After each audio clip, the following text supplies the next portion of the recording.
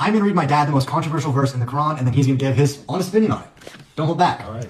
Quran 2:190. Fight in the cause of God only against those who wage war against you, but do not exceed the limits. God does not like the transgressors. Kill them wherever you come upon them, and drive them out of their place which they have driven you out, for persecution is far worse than killing. And do not fight them in the sacred mosque unless they attack you there. And if they do so, then fight them.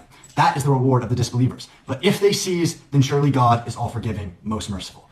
Does that verse sound like the Quran is promoting violence? It is clearly stating that standing your ground is appropriate. Defending your place and protecting your own is allowable and defensible. But it also says and implies further that there are rules and limits to that, to how far you can go with that. Clearly it's saying, it's basically if someone has driven you from your land, get it back, push them out of it. Or, there are places of respect that you do not, like in the mosque. But I've also heard in other areas too, there's rules for engagement, rules of how far you can go with things. And I think that's appropriate in that if a religion defines what is allowable in an area, war, aggression, where it may be unspoken, and then there's no guidelines. It's all just made up. Yeah, that middle verse, what I said there, where it says, go kill the polytheists and the non-believers, that's the most common verse that's quoted out of context. Objectively, does that sound bad? Objectively, that can sound bad, yes. With context, does it sound bad?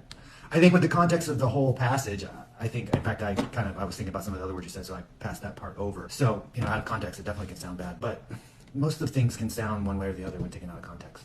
I agree.